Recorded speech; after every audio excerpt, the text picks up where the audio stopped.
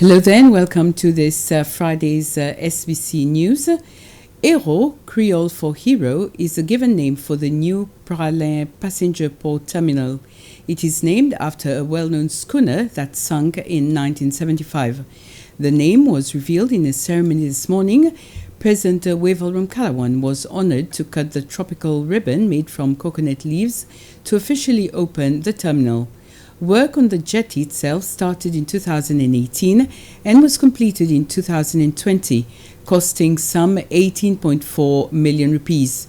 Whereas the passenger terminal building, which was completed this month, the Minister for Transport, Anthony Dershak, said started in April 2022, costing 16 million rupees. Today is a wonderful day for the government of Seychelles, the Ministry of Transport and the Seychelles Ports Authority.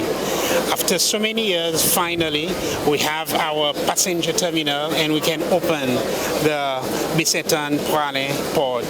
Open and we welcome everyone. It's only the beginning. After the port, we're going to develop the whole area. And as the President said, it's the Catenoir project, which will include a marina on my right. On my left, there'll be an even bigger terminal in the future. We've already launched letters of interest, and at the back you'll have commerce, you'll have tourism, you'll have parking, you'll have businesses, and this will become the center of Bicetan in the Catenoir project. So we want to just say, Seychellois, we are moving. Come forward and participate, and we'll all go up together. The father of the 17-month-old baby who died a few weeks ago after an incident where the baby was left in a car for around an hour pled guilty for the offense of negligence. The case where the Russian couple Dmitry and Victoria Yandul have been charged for manslaughter and cruelty against their child of 17 months, Emilian Yandul, who died a few weeks ago, was heard in court again this morning. Dmitry and Victoria have both pled not guilty for the offence of manslaughter. The prosecution has amended the second charge in the case from cruelty against a child to willful negligence, which can cause suffering or endanger a child's life. For the charge, Dmitry has pled guilty.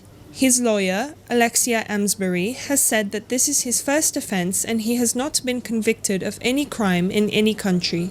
She adds that Dmitry is the only one who works in the couple and that there are other children who depend on him. Amsbury added that according to the medical report which the doctor at Anse Royal Health Centre gave, Emilian was given 1 milligram of adrenaline, while children are only meant to be given 0.3 milligrams, suggesting that the death was not due to negligence on the part of her client. She has asked that the court show compassion while giving their sentence and asks that they do not give a sentence with jail time and, if it is necessary, to give a suspended sentence. Dmitry Yandul will remain in police custody until next week when he will pass in court again for his sentence. Victoria Yandul has been cleared of all charges and is free to leave the country with her other children.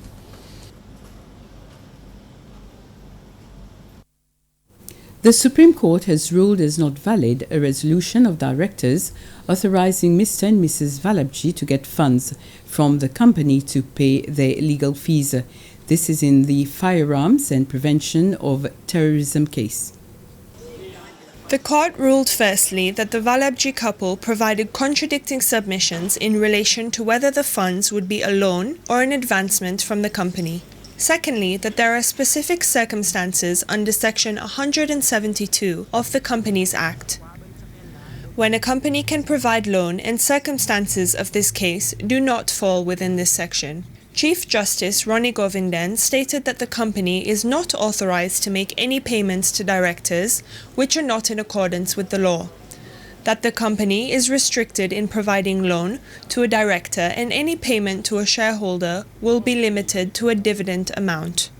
Chief Justice Govindan also said that the court needs to balance interests and rights of other parties in the case, right to be tried within reasonable time. So, taking into account the availability of other funds to pay for legal fees, the court decided that the date for Firearms and Prevention of Terrorism case trial needs to be fixed, and the parties were given time to come back to court during the next mention to set the date, which is on the 24th of this month.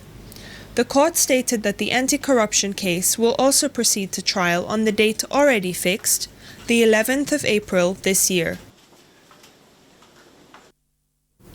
The Court of Appeal has dismissed the appeal by Laura Valabji against the Supreme Court ruling denying her bail.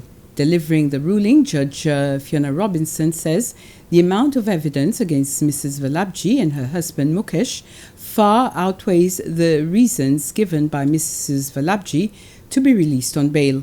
This is particularly evident in the Firearms and Prevention of Terrorism case, and the possibility of her interfering with witnesses and tampering with evidence and absconding still exist.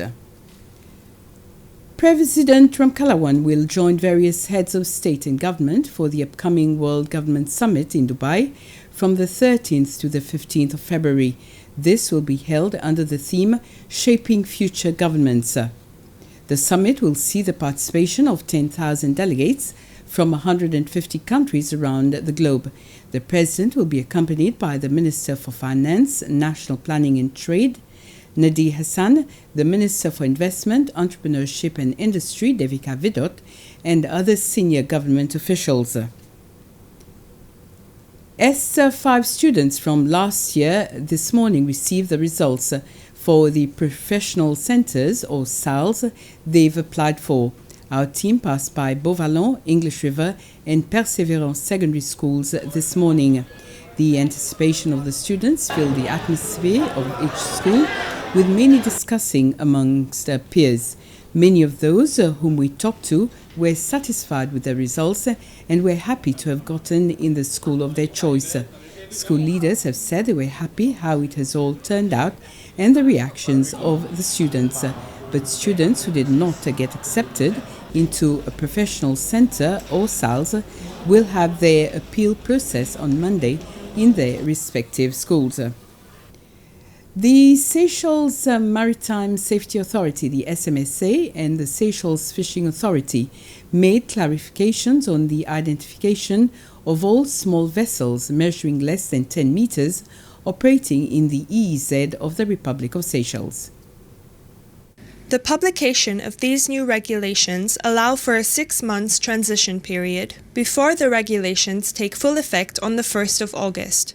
For licensed fishermen operating small vessels measuring less than 10 meters in length, the identification exercise for their vessels, as per the SMSA's Identification of Small Vessels Regulations 2023, is being scheduled for Phase 3 during the months of June and July this year. During the initial phase, the SMSA is conducting the identification exercise for private vessels until the end of March. During the second phase, starting April until the end of May, the identification exercise will focus on commercial vessels, except fishing vessels. And Phase 3, which is expected to begin in June, will focus on fishing vessels. Bye for now.